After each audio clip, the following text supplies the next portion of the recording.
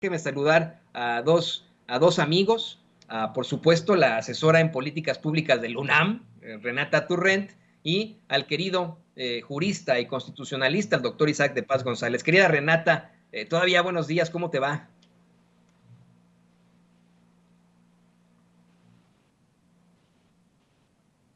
Mire, me parece que perdimos la comunicación con la queridísima Renata Turrent. Estamos intentando reconectar con ella. Le voy a pedir, por favor, al equipo que pueda reconectarnos con Renata Turrent, pero déjenme saludar, mientras tanto, al jurista y constitucionalista, doctor Isaac de Paz. Querido doctor Isaac de Paz, ¿cómo te va? Hola, ¿qué tal, Toño? Muy bien, Pues muy bien. vamos a darlos, no sé si ya estén por ahí el enlace con la asesora en políticas públicas del UNAM, Renata Turrent.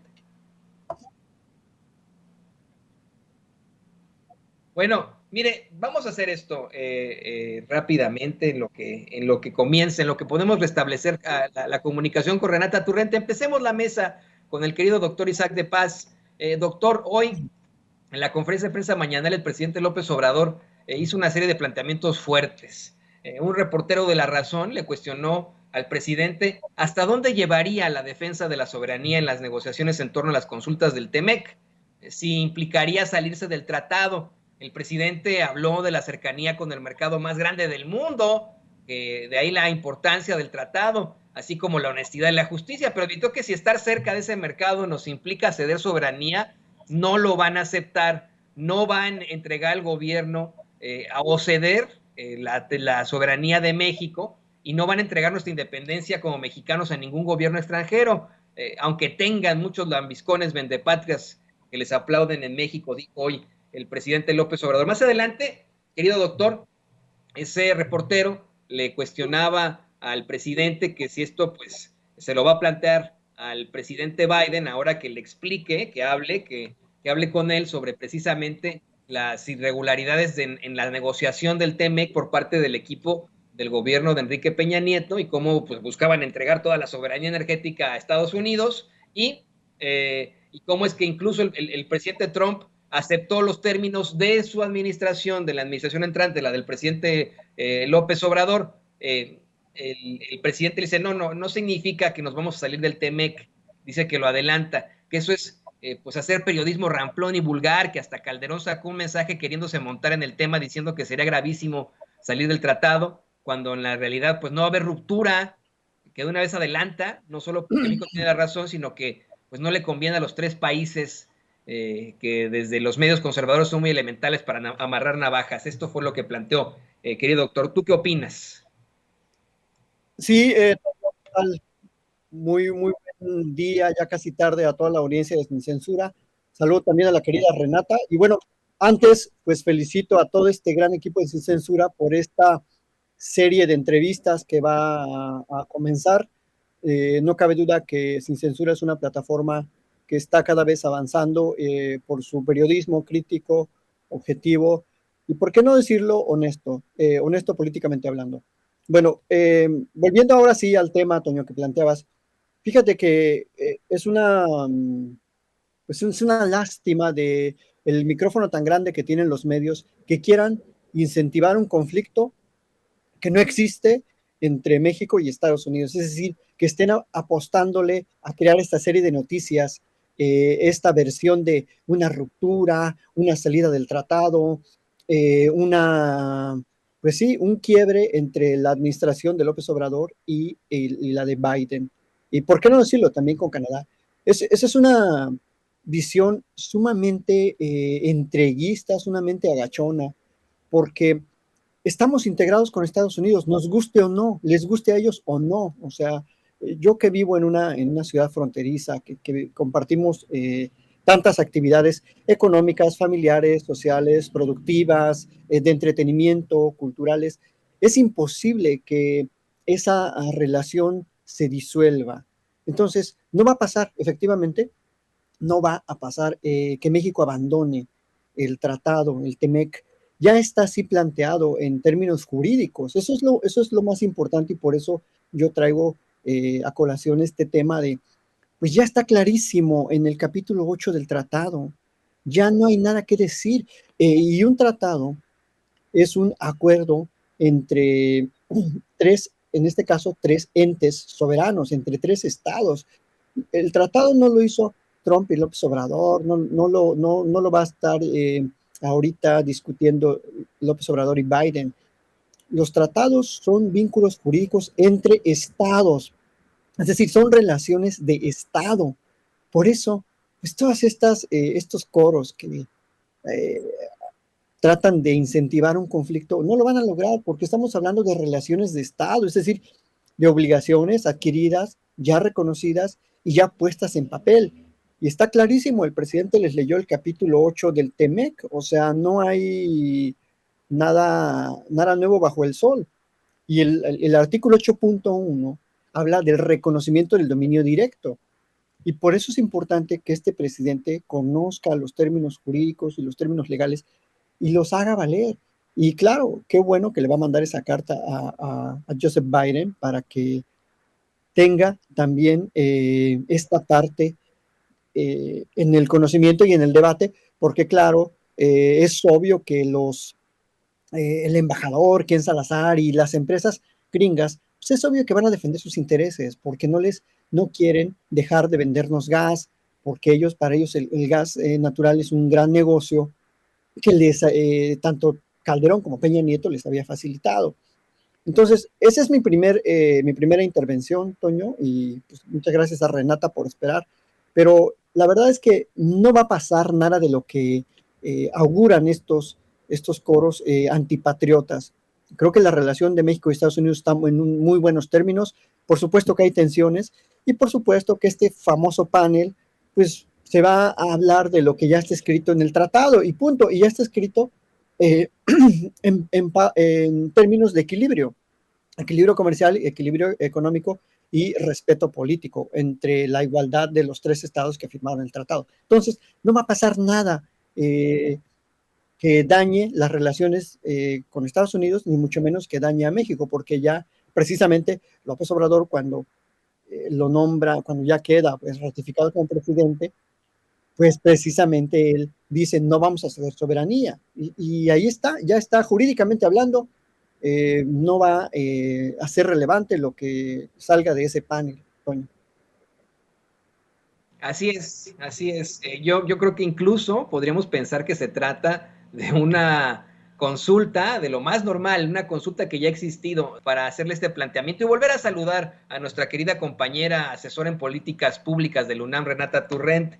Ayer el embajador de Estados Unidos en México, Ken Salazar, querida Renata, hacía una serie de planteamientos ante la presentación de un tren por parte de la muy cuestionable Kansas City Southern de México, precisamente. Decía él que México y Estados Unidos no tienen por qué preocuparse, que no hay ningún tipo de situación adversa ante esta consulta. Decían que incluso pues la relación que existe entre México y Estados Unidos es para siempre. Dice, todo irá bien en la consulta del nuevo acuerdo comercial entre Estados Unidos y Canadá, México, Estados Unidos y Canadá. Además, dijo que pues estas consultas ya se han realizado, que es algo que ya ha ocurrido. Sin embargo, han sido muy utilizadas por la ultraderecha mexicana. Y hoy el presidente López Obrador tuvo que decirlo ante los cuestionamientos de este reportero de La Razón. En primer lugar, dice, si estar cerca de ese mercado nos implica ceder soberanía, no lo aceptamos. Y aclara, esto no significa que México se vaya a salir del TEMEC. Así lo dice que esto es por lo que están buscando los que llevan a cabo ese periodismo ramplón y vulgar. Dijo que, pues, no solo no van a romper el TEMEC porque México tiene la razón, sino porque no le conviene a los tres países. ¿Cuál es tu opinión sobre esto, querida Renata? Y te saludo con mucho cariño. Igualmente, querido Toño, te saludo con cariño también a mi compañero Isaac y por supuesto a toda la audiencia. Qué gusto estar por acá. Bueno, a mí me gustaría empezar recalcando esto que ya mencionas, que ha dicho el embajador Ken Salazar y que se ha dicho ahora sí que en los medios independientes, pero si tú te das un clavado a los medios convencionales, verás que callan como momias sobre que el uso de este mecanismo de consulta no es la primera vez que sucede. Esta es la cuarta vez que sucede.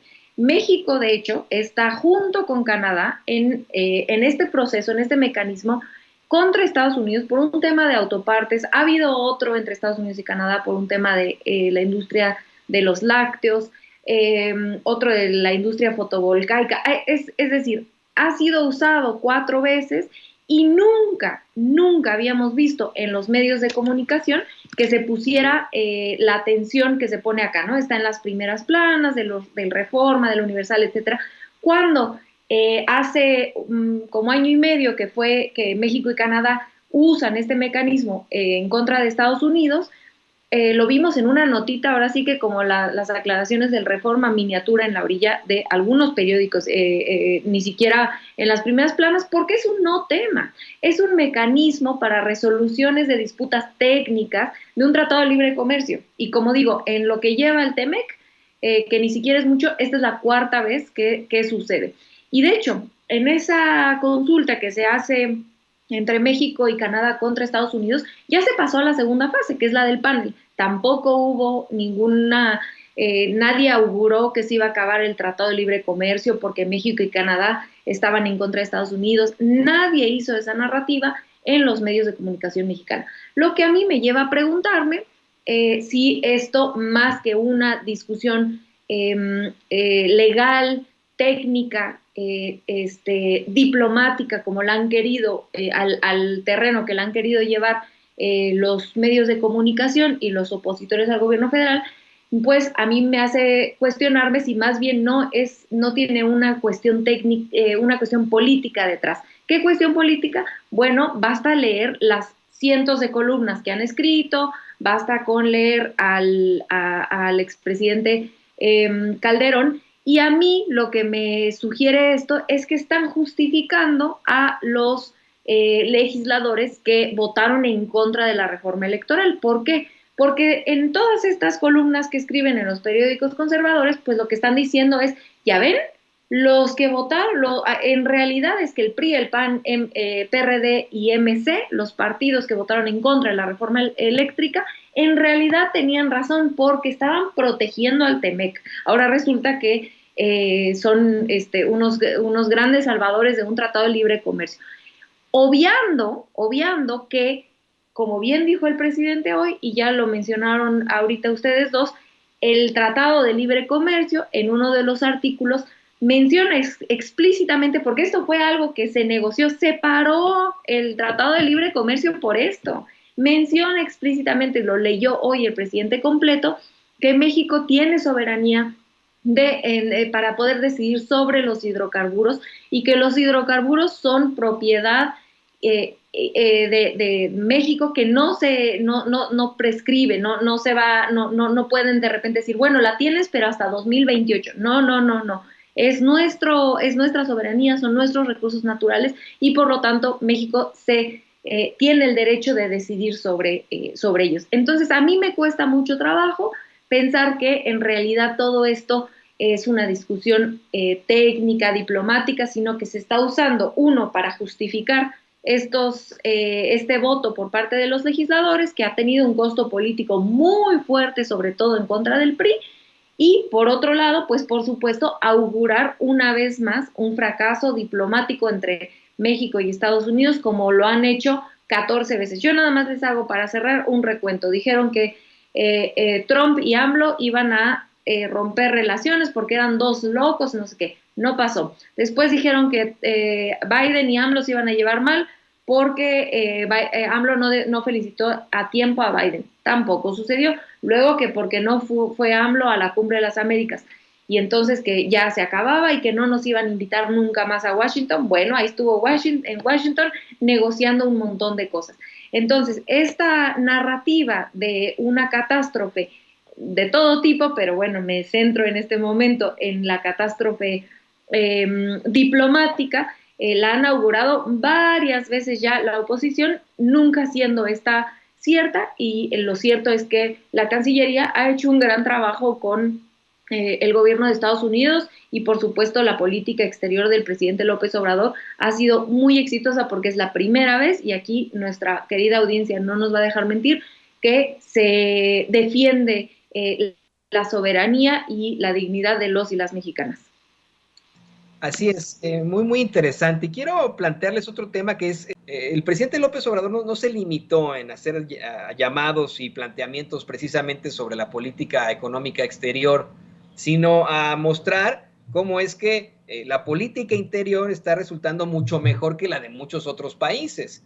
Se habla absolutamente de cómo es que México tiene controlada la inflación en estos momentos y que tiene mejores niveles de inflación, vamos, menos dañinos que, por ejemplo, acá Estados Unidos o varios países de la Unión Europea. Eso ha quedado muy, muy claro. Además, ayer se da a conocer en la mañanera algo que escriben dos especialistas económicos de Bloomberg, de estos dos especialistas que hablan del superpeso, una moneda que en lugar de apreciarse se ha de encarecerse, más bien se ha apreciado, ¿no? Y que no se ha mantenido muy, muy estable ese superpeso. Y el presidente, bueno, pues muestra este tipo de valores en la conferencia de prensa mañanera y hace también el llamado hacia esta situación tan indignante que son los todavía altos salarios de funcionarios mexicanos en comparación con otros países.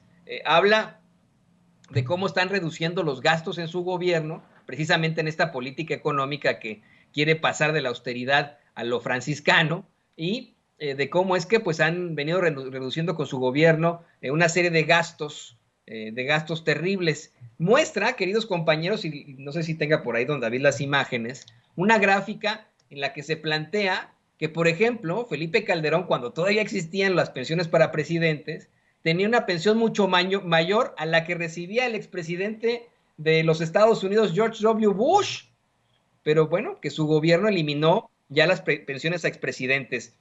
Querido doctor Isaac de Paz, ¿qué opinas sobre los planteamientos constantes que se hacen desde la ultraderecha mexicana, tanto en los medios de comunicación tradicionales como en sus redes sociales, de que México está en el abismo económico cuando los datos, así como lo decía Ilmo Peña, los datos duros hablan por sí mismos?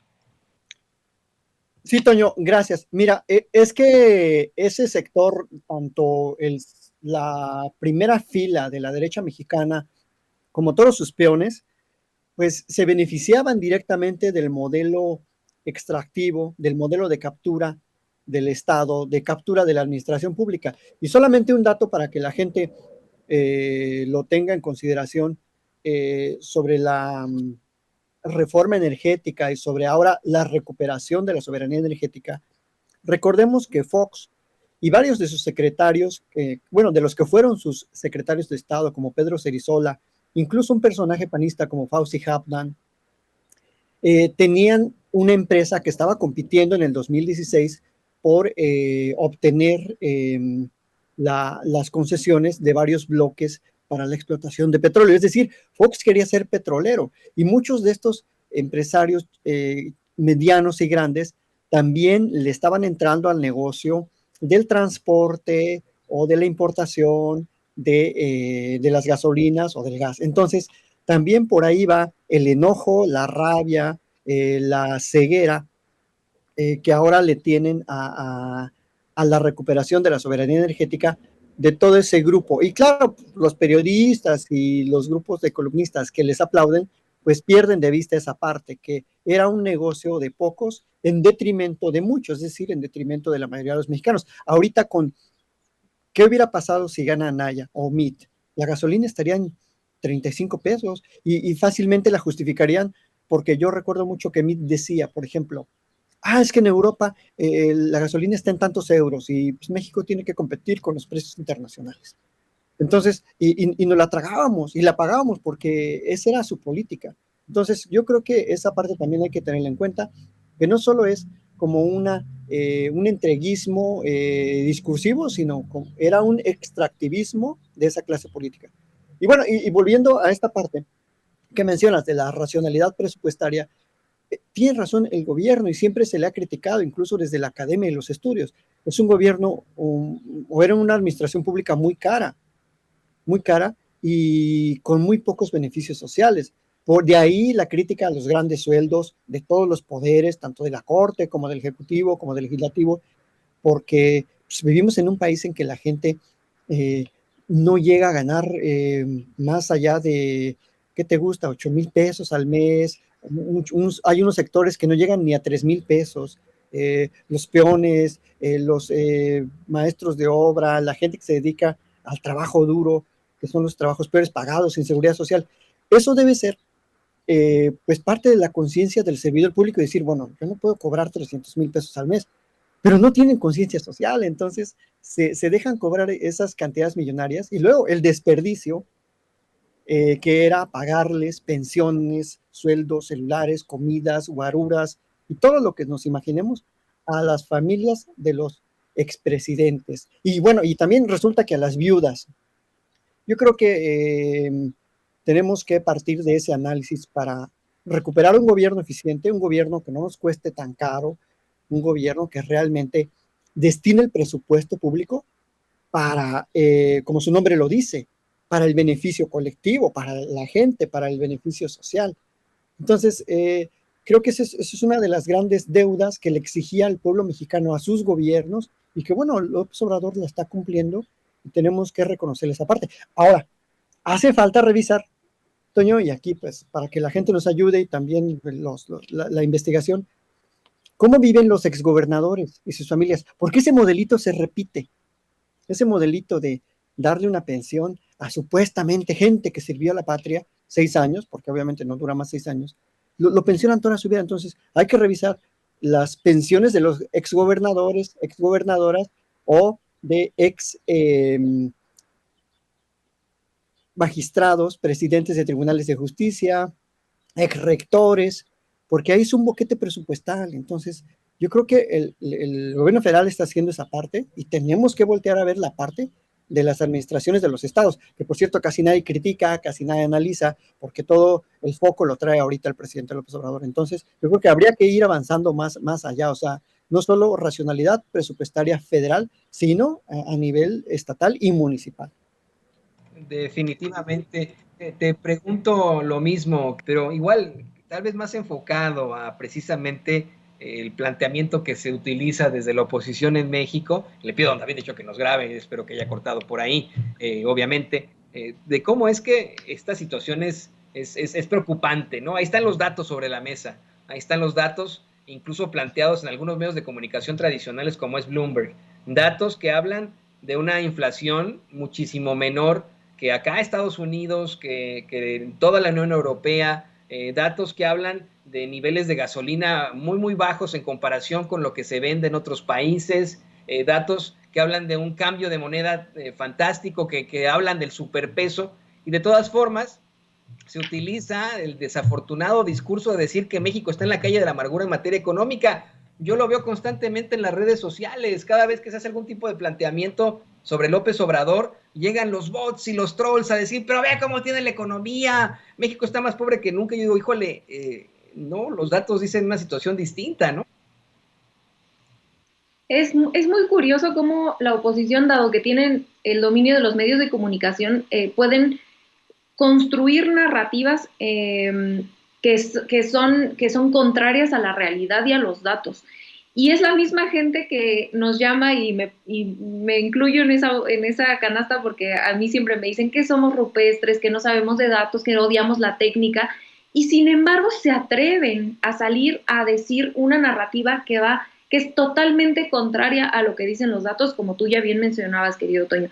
Nos salen a decir que la economía mexicana es un fracaso cuando la moneda, cuando el peso mexicano es uno de los más fortalecidos, y como dices, ni siquiera, o sea, es definitivamente el mundo de los que más ha aguantado la crisis.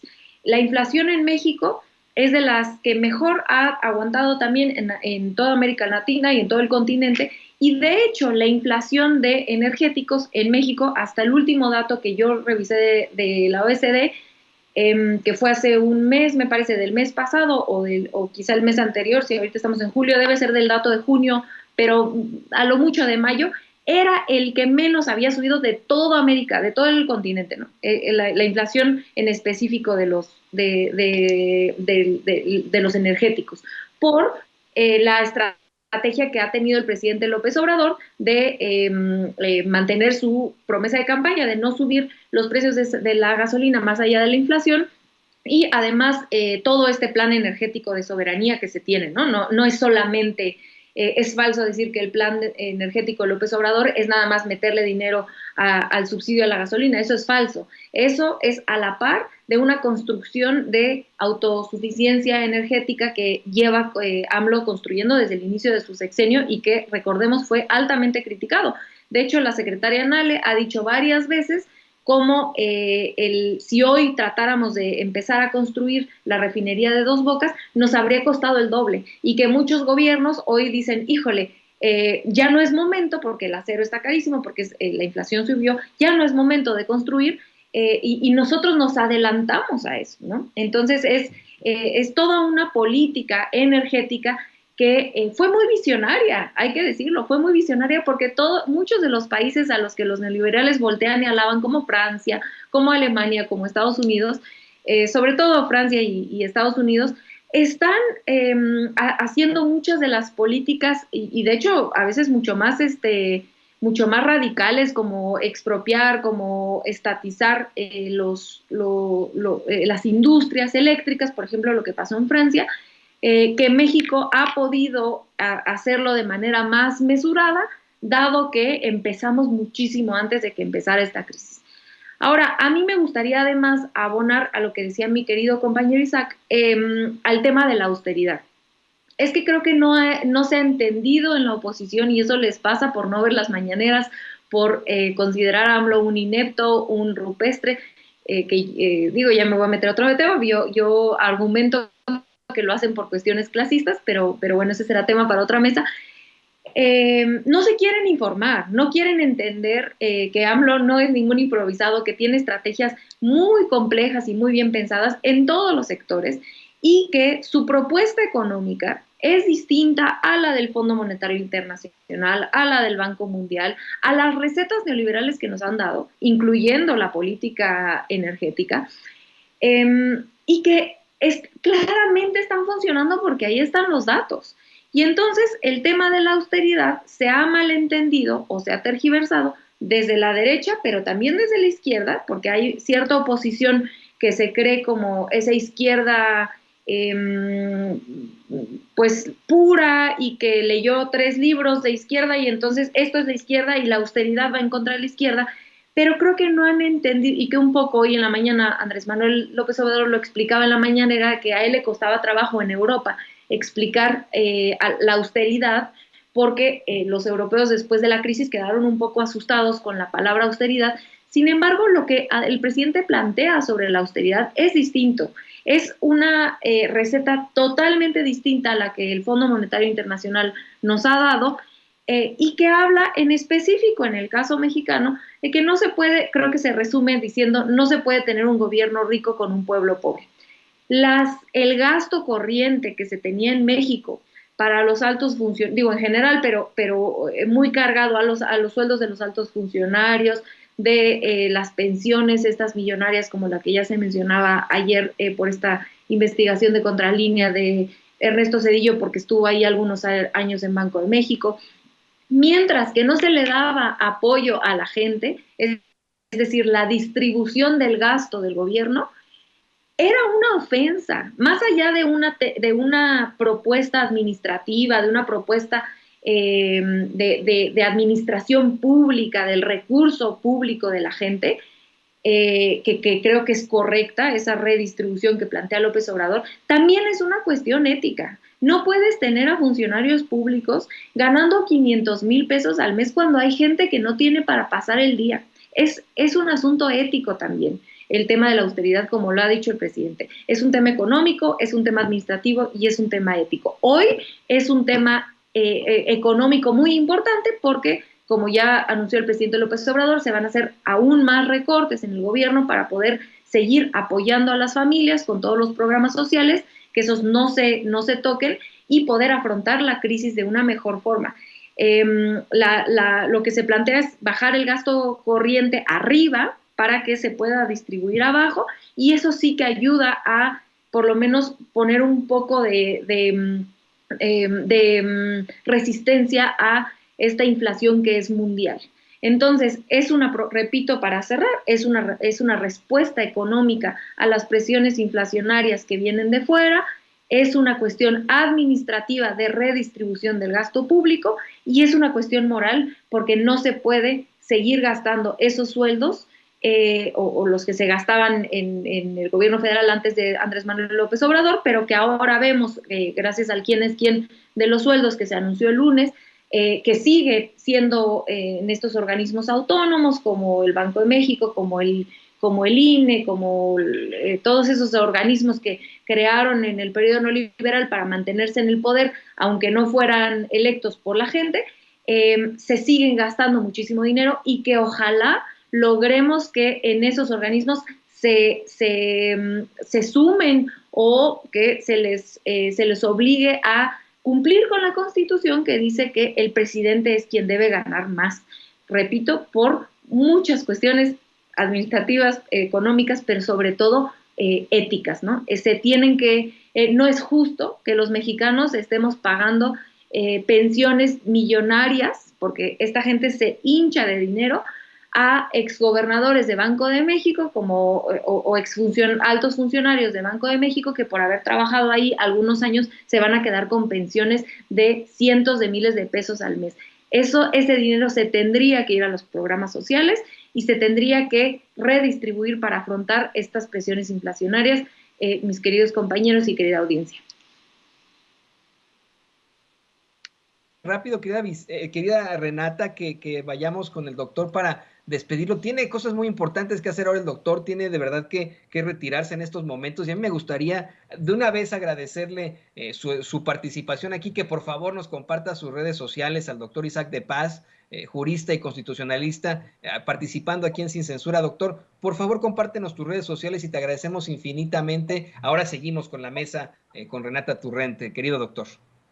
Gracias, Toño, y muy buena tarde a la audiencia. Mis redes son @IsaacDePaz en Twitter, Isaac con Z, @IsaacDePaz en Twitter y en YouTube, Isaac de Paz González. Muchísimas gracias por esta pues muy analítica mesa. Gracias, Renata, gracias al equipo, a Ceci y a todo pues detrás de la producción de Sin Censura.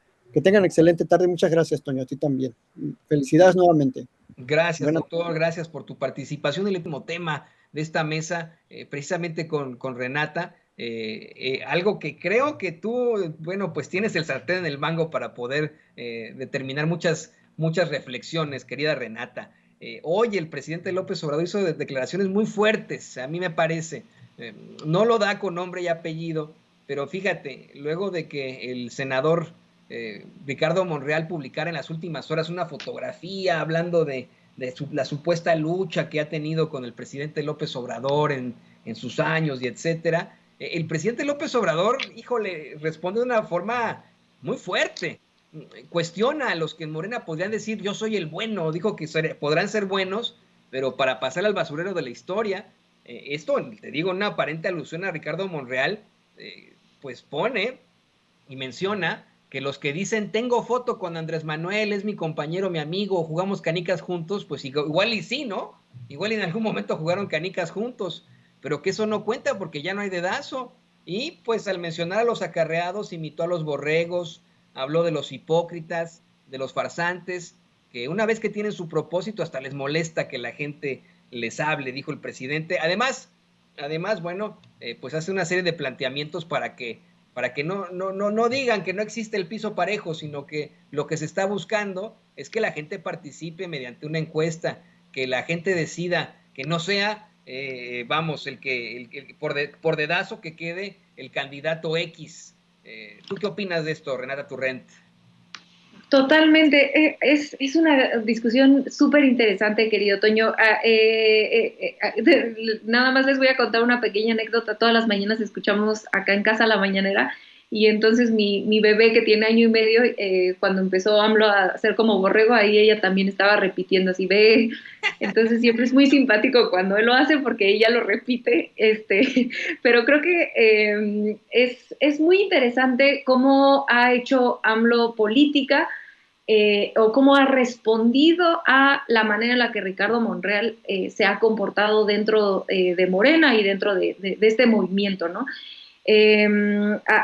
Neutralizando, creo que ha hecho un grandísimo papel el presidente en no darle ese protagonismo que claramente Ricardo Monreal está buscando, pero sí contestando a esos oportunismos como la foto que bien mencionas y que puso ayer el senador Ricardo Monreal. El senador Ricardo Monreal lleva varios meses haciendo política en contra pues del obradorismo, en realidad, y del presidente. Lleva varios meses, en realidad, tratando, desde mi humilde opinión, tratando de reventar internamente lo más que se pueda. Ha sido una de las oposiciones más nocivas a este movimiento que desgraciadamente es fuego amigo, como dicen, y que viene de dentro. Y que sinceramente no sé a quién cree que engaña, ¿no? Porque creo que se pueden tener críticas muy válidas al movimiento, incluso al presidente, pero la manera en la que se ha comportado el senador, pues no, claramente no son críticas, sino es un afán de reventar desde el interior un movimiento pues que ha costado mucho trabajo construir, ¿no? Son millones de mexicanos y mexicanas que han luchado por este movimiento y que me parece injusto que por una ambición personal pues esté tratando de romper desde adentro, que es como yo lo veo. Y que luego cuando le conviene para manipular a la gente sale a decir que, bueno, es que miren, yo tengo muchas fotos con AMLO. Bueno, pues es que eso no comprueba nada, pues si estamos escuchando lo que estás diciendo.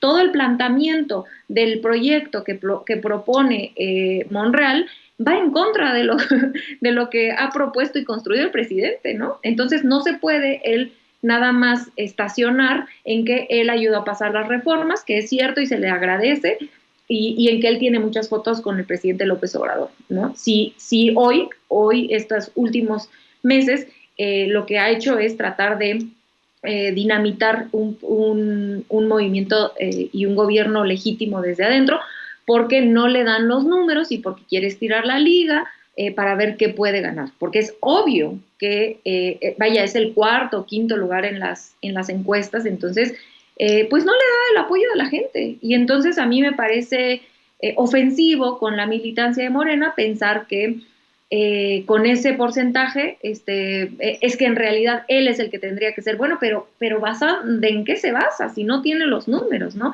En ninguna encuesta está ni siquiera en tercer lugar. Y esto me lleva a cerrar diciendo que creo que toda esta narrativa del piso parejo pues a mí me parece un poco hipócrita, y lo digo con toda sinceridad a la audiencia que estimo muchísimo y que pues a mí sí me gusta ser muy transparente en este sentido. A mí me parece un poco hipócrita que se hable de piso parejo cuando se están siguiendo los estatutos para la selección de candidatos. Que puede haber críticas en el proceso, por supuesto que las puede haber, y esas se deben de hablar al interior del partido, eso no tiene nada de malo tener una crítica. Lo que sí tiene de malo, creo yo, es tratar de decir que no hay piso parejo cuando se están siguiendo los estatutos de un partido donde todos ellos pertenecen. Toda la gente que está diciendo que no hay piso parejo, bueno, es que ellos pertenecen a ese partido y conocen o deberían de conocer los estatutos. Y perdonen que lo diga yo así, y quizá aquí entra un poco como mi formación como mujer o mi experiencia personal como mujer, pero si existe el no piso parejo, pues en realidad es para las mujeres. Entonces a mí me cuesta trabajo ver que todos los hombres digan que no hay piso parejo, cuando hay por primera vez una candidata mujer tratando de pues dar la lucha, ¿no? Y con esto, ahora sí que yo estoy de acuerdo con la encuesta, y como dice el presidente, ¿no? Que se apoya a quien gane la encuesta, porque eso es lo que la gente quiere, y se debe de respetar, quien sea que sea, ¿no? Si es Adán Augusto, si es el canciller, o si es la jefa de gobierno Claudia Sheinbaum. Pero a mí sí me parece un despropósito interno para el partido hablar de falta de piso parejo, en un sentido pues un poco tramposo, porque repito, ahí están los estatutos y no es como que se estén cambiando, se están siguiendo los estatutos. Entonces, dado que si no les están gustando las encuestas, pues eso es distinto, y hay que hacer política, y hay que explicar por qué tú eres la mejor opción para continuar la transformación. Pero pues hablar de piso parejo, en todo caso, si yo hablara de piso parejo, pues hablaría de que no hay piso parejo hasta para las mujeres, hasta ahora empieza a haber, que hay gabinete paritario, que hay paridad en el Congreso. Eso es de lo que yo pensaría si vamos a hablar de piso parejo, ¿no? Pero no de un cambio de estatutos como está proponiendo el senador Monreal, porque él quiere que haya internas, elecciones internas, cuando eso no está en los estatutos y no se puede pedir que se cambie algo solamente porque los números no te salen bien ahorita, ¿no? Entonces, pues yo cerraría con eso, mi querido Toño, con mucho gusto de estar acá contigo. Sí, yo estoy completamente de acuerdo contigo. Ya existen los estatutos y aparte es una determinación muy propositiva. ¿Quién o qué partido ha hecho eso antes, ¿no? ¿Quién haya en México hecho un llamado para que sea la gente la que participe y determine a los candidatos? No, siempre fue pues el que determinaba el presidente, para los que ganaban, claro está, ¿no? El presidente era el que decía, pues este es el que va para la presidencia, este va a ser mi sucesor, y se hacía una mentirota, ¿no? En la que supuestamente se convocaba elecciones internas, después se convocaba la mera elección y terminaba ganando el PRI, hacían sus acuerdos en lo oscurito y ganaba el PAN, luego vuelve a ganar el PAN y ese PAN permite que regrese el PRI. Vamos, era una ridiculez. Esto está dándole el poder a la gente, está ejerciendo lo absoluto que existe de la democracia, ¿no? Así que, híjole, pues a mí me parece que esto es verdaderamente interesante y fuerte. Querida Renata, qué bueno que así lo planteas y yo te agradezco como siempre este tipo de reflexiones. A mí me parece que, y déjeme decirlo con todas sus letras, además de la admiración que yo profeso por Renata Turrent, considero absolutamente, sin que suene a que es por la mera admiración que tengo por ella, que siempre tiene este tipo de análisis imparciales y claros, ¿no? Imparciales y claros, hablando siempre de sus ideologías, de sus propios ideales, pero dando a conocer todos los datos necesarios para poder sustentar sus argumentos. Así que siempre un placer platicar contigo, querida Renata Turrent. Por favor, compártenos tus redes sociales. El placer es mío y la admiración es mutua, querido Toño. Te mando yo un fuerte abrazo, a toda la gente, por supuesto, también. A mí me encuentran en @rturrent en Instagram y en Twitter. Y me pueden ver los miércoles en Capital 21, en las redes sociales de Capital 21, si es que están fuera de la Ciudad de México, los miércoles a las 10 de la noche, y pues aquí todos los jueves hablando sin censura, y le mando un abrazo a toda la audiencia querida, al equipo de producción, y por supuesto a ti, querido Toño. Muchas gracias por el espacio. Gracias Renata, y bueno, ustedes también por favor siga Público Consentidor a Renata Turrent.